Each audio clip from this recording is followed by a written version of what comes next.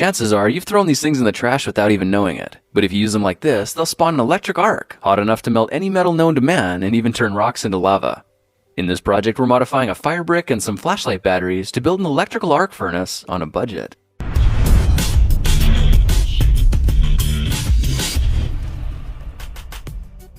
Let's start this project with a heavy-duty lantern battery and this aluminosilicate refractory brick. The brick is 3 inches tall, 4.5 inches wide, and 9 inches long. Let's get to work making the furnace by measuring lengthwise and marking it 3 inches, 4.5 inches, and 6 inches. This is where it needs to be cut, so it's a good idea to draw perpendicular lines with something like a combination square to make it as accurate as possible. Now get a mask ready, because according to the safety sheet, silica dust is something you really don't want getting into your lungs.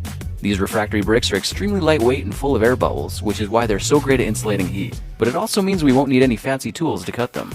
A simple wood saw is all you need because the bricks are so soft. In reality, you could probably carve them out with kitchen utensils if you really needed to. I put a couple of bricks under the edges to help channel the dust and prevent the blade from scratching the table when it cut through. Okay, the 3 lines are cut, and you can see they separate the brick into 4 pieces. I designed it this way so that one fire brick will make 2 furnaces, effectively cutting the cost in half as well. Let's move on to carving out the reaction chamber and giving the furnace some special features.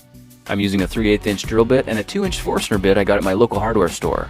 The Forstner bit makes it easy to target the exact center of the brick and doesn't take much of an effort to begin chewing away at the refractory material. Drilling too fast could rip the brick apart, so let's take it slow and steady until the hole's around 2 inches deep, which should leave a 1-inch base of insulation at the bottom. Clean out the dust and you'll see we've got a nice little chamber for our reactions to take place. Now let's turn the brick on its side and use a 3/8 inch drill bit to burrow down near the top.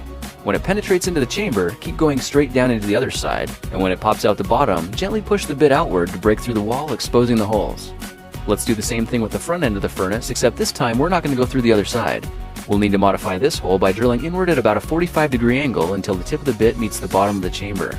If we carefully work the bit upward until it breaks loose and clean up the edges a bit, the bottom half of the